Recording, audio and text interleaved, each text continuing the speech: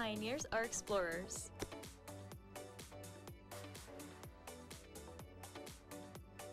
Pioneers are innovators. Pioneers are leaders. We are Marietta College. We are pioneers. Find out how you can become a PIO at www.marietta.edu.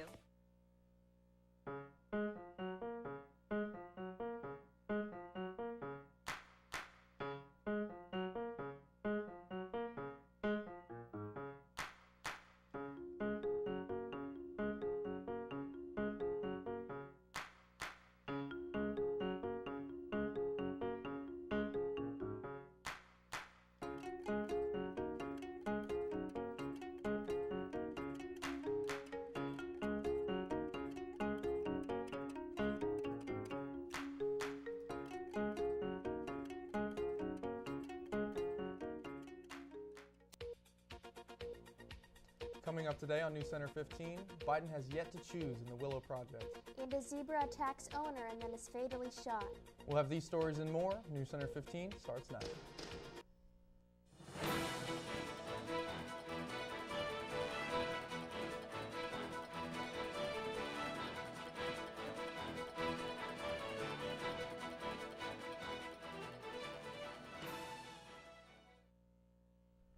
Good afternoon and welcome to Tuesday's edition of NewsCenter 15. I'm Addison. And I'm Evie.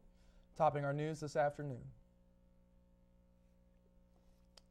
As the push to stop the drilling reserve in Alaska continues, President Joe Biden holds the final choice in the Willow Oil Project. The administration claims that he will deter or limit the amount of oil drilling that goes on between the 16 million acres in Alaska and the Arctic Ocean.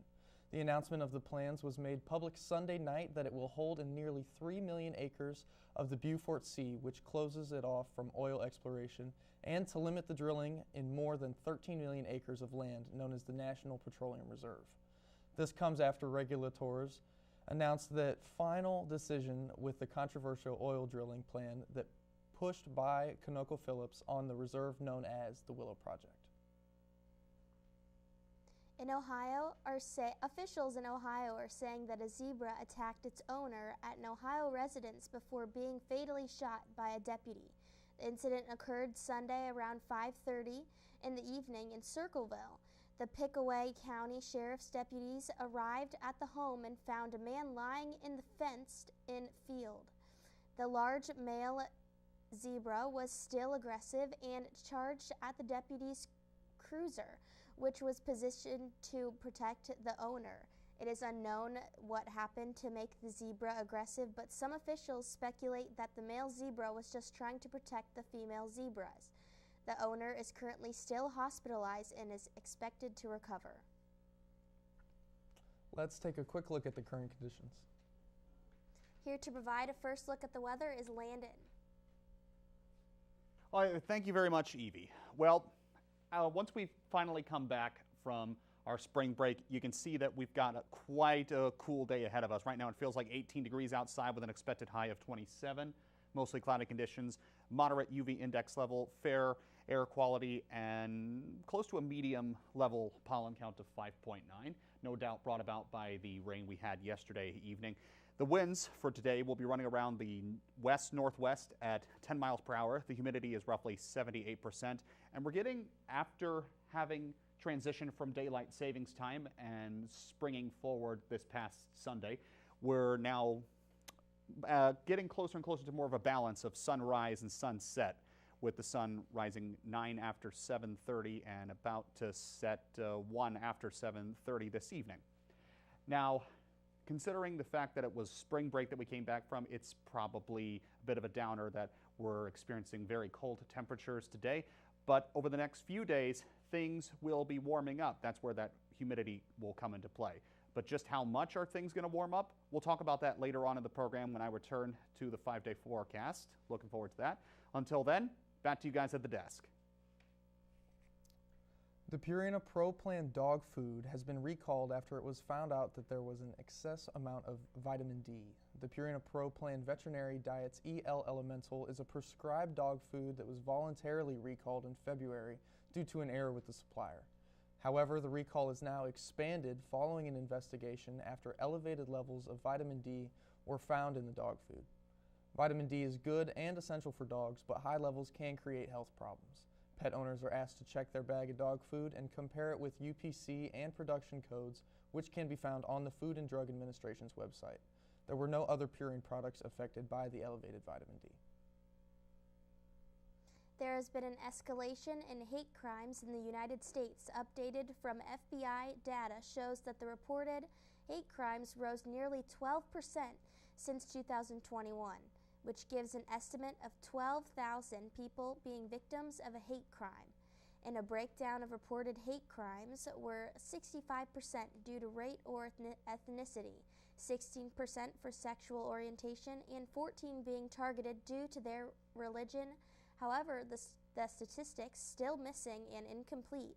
A lot of law enforcement agencies have not yet submitted reports to the new National Incident-Based Reporting System. However, even more go unreported, senior FBI officials say. Coming up, Marietta College will be starting a peer-to-peer support center on campus. The Parkersburg Actors Guild will be holding a lip sync competition at 7 p.m. on April 1st. Stay with us.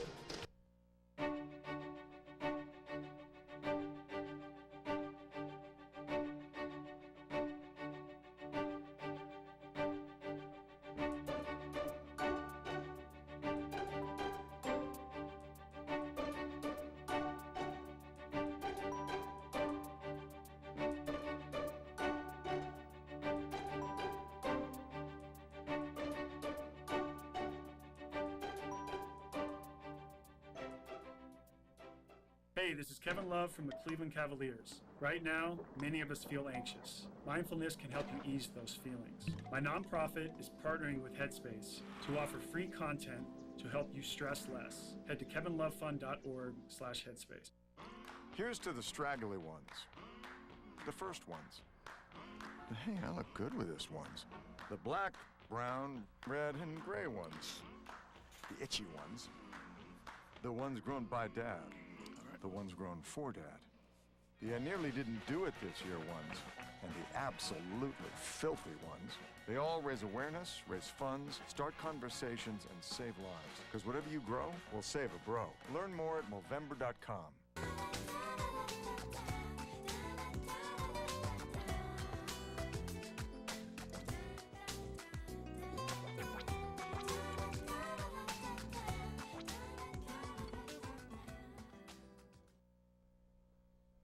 Marietta College will be starting a peer-to-peer support center on campus this Wednesday.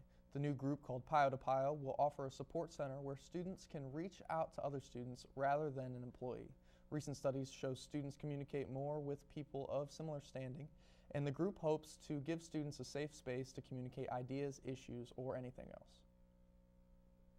Former Speaker of the House in Ohio, L. Larry Householder, was found guilty on bribery and racketeering charges this past week. The former speaker was on trial for his involvement in a $61 million bribery scheme involving First Energy Corp. The bribe was for a buyout that would benefit the First Energy Corp and their nuclear power plants. The former Republican chairman of Ohio, Matt Borges, was also found guilty in the case. The Parkersburg Actors Guild will be holding a lip-syncing competition at 7 p.m. on April 1st. The competition will feature numerous local celebrities showcasing their talents in many different ways. Tickets for the event are on pre-sale for $15 or can be purchased at the door for $20. The event will have concessions and beverages, which should provide for a fun-filled night for all who attend.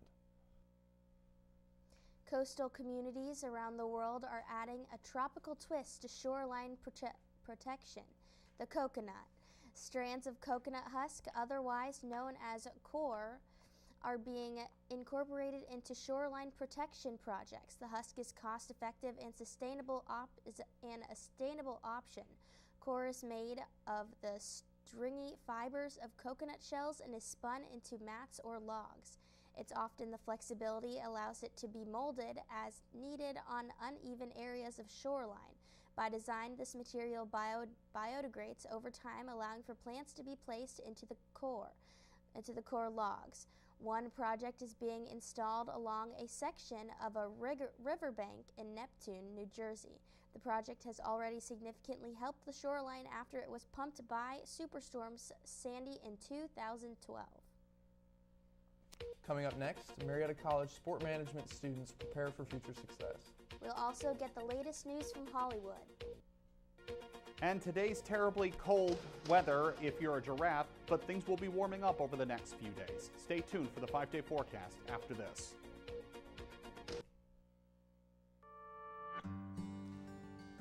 Where are we? We are at Marietta College. This is where we live at Marietta College.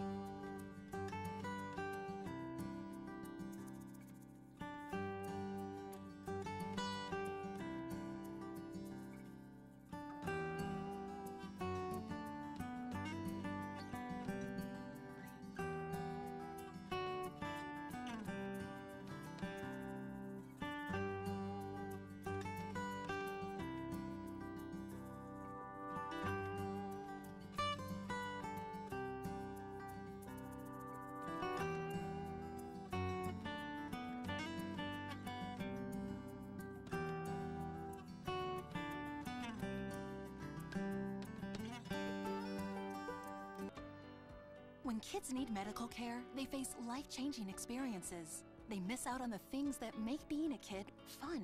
Starlight Children's Foundation programs entertain and inspire hospitalized kids. Learn more at starlight.org. Marietta, a place some people call home. A place of athletes. A place of discovery. A place for the future. Your plan. Your future. Go Pios.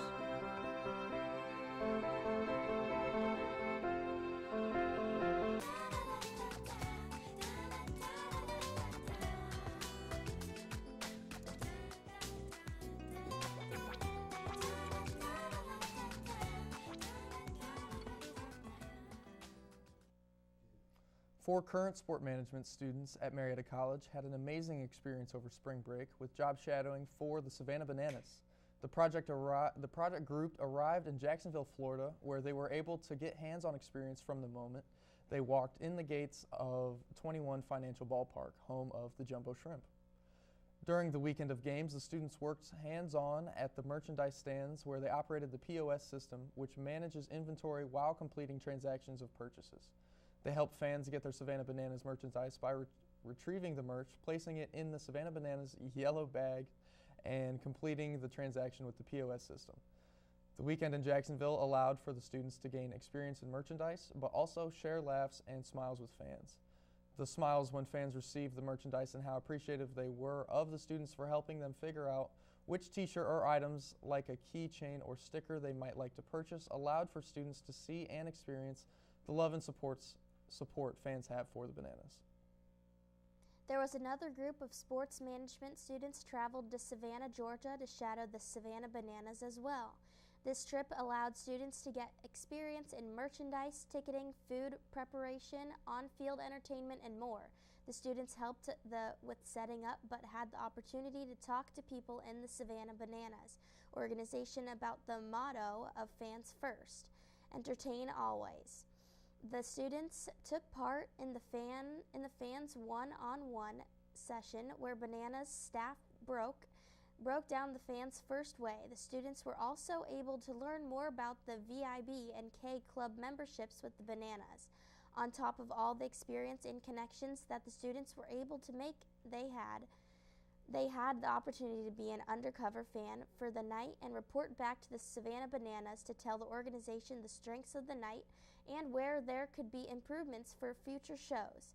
This job shadow experience for the sport management department also allowed for students to build connections while also learning more about the growth and expanding Savannah Bananas organization. While students traveled to Florida and Georgia to work and shadow the Bananas, current sophomore Madison Nochesi took part in a job shadow with her hometown team, the Pittsburgh Penguins. On March 7th, Madison was at the PPG Paints Arena in Pittsburgh, where she learned more about the digital department with the Penguins. She was able to get firsthand knowledge with behind-the-scenes action during an NHL game day while making valuable connections. She was able to see the topics she has been learning in her sport management course translate to the real world. She's excited for more job shot opportunities like this one in the future and taking even more knowledge from her coursework to the sport industry.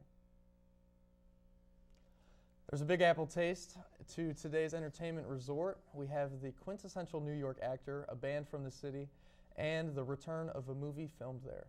Declan, get this Gotham on in the Hollywood Minute. Hi everyone. Robert De Niro is still trying new things. The two-time Oscar winner, who turned 80 in August, is set for the first lead role in a TV series. De Niro has joined the cast of the conspiracy thriller Day Zero. He'll also serve as an executive producer on the Netflix limited series. A political thriller about a classic rock band, the documentary What the Hell Happened to Blood, Sweat, and Tears looks at how the Grammy-winning rockers' controversial concert tour behind the Iron Curtain became their downfall. The documentary featuring never-before-seen film and photos and present-day interviews with band members opens in New York and LA on March 24th, then expands across North America. If you're a film buff and a math nerd, we've got Pi Day, plans for you. Pi, Darren Aronofsky's first feature, has been restored in 8K resolution for a one-night-only 25th anniversary screening, complete with a live Q&A with the director. Check your IMAX theater listings for Pi Day today, March 14th, 3.14. That's it for now. With your Hollywood Minute, I'm Declan Garrett. Thank you for the look at Hollywood, Declan. We'll head to Landon now for a look at the extended weather forecast. Thanks again, Evie. Well, a bit of a warm front that's developing down in the southern area of our country, right down there, right below Florida and the Bahamas, is going to be slowly over the next few days coming up towards us thanks to the west-northwest winds we're receiving today. As you can see, it's coming down this way up to our neck of the woods, and it's pushing another warm front that's kind of stretching around all the way from the Bahamas up to New York. And as the winds will be pushing this cold front that we're experiencing today to the west-northwest, pushing past the states of West Virginia, Indiana, and going up into Michigan and our northern neighbors of Canada, you can see that it'll be pushing the last of the cold that we're experiencing throughout today and into tomorrow, and it's going to lead to a bit of a warm front over the next few days. But that warm front, I'm sorry to say, is not going to last a very long time. Well, let's take a look at the 5-day forecast, and I'll elaborate on what I mean by that. As we go on into Wednesday, that cold front is going to dissipate, and that's going to lead to a bit of a warm up with sunny conditions and an expected high of 47, and that temperature continues to climb, peaking out on Thursday with an expected high of 58 and further sunny conditions. But then the rain will be making a return as we get started with the weekend on Friday, cooling down to about 54 and leading to a further cool down as the rain dissipates for partly sunny conditions with an expected high of 40 on Sunday, and that just about will stay the same for the churchgoers on Sunday as the last of the early weekend downpour starts drying out. So yeah, that's a bit of a low point returning from spring break in terms of the weather. That's rather cold today, and we're going to have a bit of a warm front coming our way in the next few days. But I think it's safe to say that we won't have to worry about temperatures getting anywhere below 30 in the next few weeks as we get closer and closer to the actual start of spring. But we'll talk a little bit more about that when I return at the end of the program. For now, back to you guys at the desk. Thank you, Landon. When we get back, Hunter is going to give us the latest in the world of sports. Stay with us. James Brown and Bill Cowher welcoming you back to the Midnight Snack Run. This is one tricky obstacle course. He's reaching, but he pushes it away. He's approaching a plate of iced cookies. He blows right by him. Oh, the fridge. Looks like he's headed for the soda. Wait, he jukes left, grabs a water bottle. Now he's just got to get out of there. Look what dropped from the sky. Don't do it, Dennis. That's the way you execute a Midnight Snack Run. Stand Up to Cancer and Rally want you to reduce your risk for cancer. Go to takeahealthystand.org. Marietta College, home of the pioneers.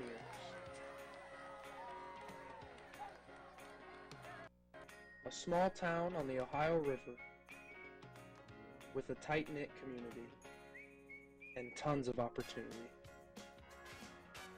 Find a home here at Marietta College.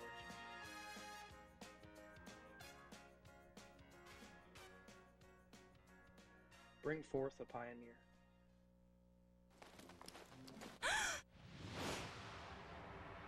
What are we gonna do? Ta-da! All right. Come on, every pony. Woo!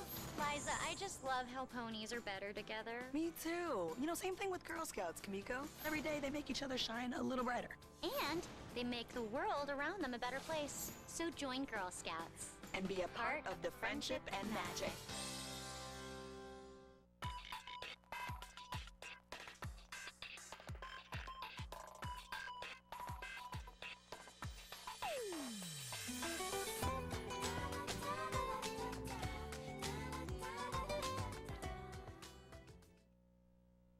And now we're back with Hunter for a look at sports. Tell us what's happening, Hunter. I'll give you the rundown now. Kansas and Alabama are no strangers to playing for national championships. For the Jayhawks, another high expectations trip to March Madness is a rite of spring. For the Crimson Tide, well, this path of glory travels through some unfamiliar ground on the basketball court. Alabama rolls in as the top overall seed in the NCAA tournament that feels both familiar and foreign this season. Yes, there are plenty of heartwarming stories and unbelievable upsets to come with the action begins Tuesday with the first of 4 play-in games. But this was also a season clouded with police blotters at Alabama and Texas, injuries at Houston and UCLA, some unsightly losses at Kansas, and enough twists and turns to the top seeds and field to make this unpredictable bracket as ever.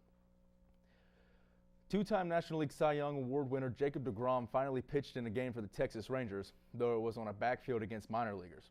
The Rangers have been cautious with their prized addition since he reported tightness in his left side before the first spring training game workout just less than a month ago.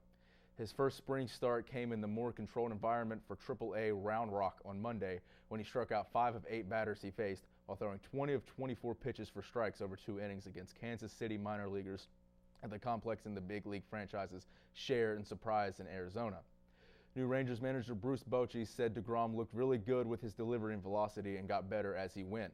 The only hit allowed by deGrom was an inside-the-park home run by Omar Hernandez, the second batter faced. The ball ricocheted high off the batter's eye in center field and past 2 outfielders. And finally, Boston Celtics guard Marcus Smart has been fined $25,000 by the NBA for pulling Atlanta Hawks guard Trae Young to the floor and initiating an on-court altercation, the league announced Monday. The altercation occurred late in Boston's 134-125 win over Atlanta on Saturday. With 1 minute and 25 seconds remaining, Boston leading 129-121, Young and Smart had to be separated after they were entangled and fell to the court under the Celtics basket. Smart was called for an initial foul before the lengthy review by the officials called both players for technical fouls and ejected Smart.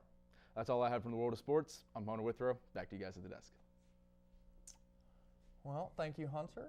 Joining us now at the desk is Landon Santini for our last look at the weather. Well, to sum it up, after dealing with the coldest day of the week with a high of 27 degrees, we're going to be experiencing a bit of a warm-up over the next few days before another bout of rain on Friday will start cooling the temperatures down from a peak temperature of 58 down to a decent temperature of 40 throughout the remainder of the weekend. So we're going to be a bit warm for the rest of the week, but as for today, I suggest we use the cold we'll be feeling for the rest of this day to ponder life's questions, like how many bananas would it take to fill up a giraffe's stomach before it passes out? I would say probably about 30, but we're going to leave the rest of that to the audience. Thank you for watching. We hope you'll join us on Tuesdays and Thursdays at noon 30 and 6:30 for WCMO NewsCenter 15, Marietta College Broadcasting. See you next time.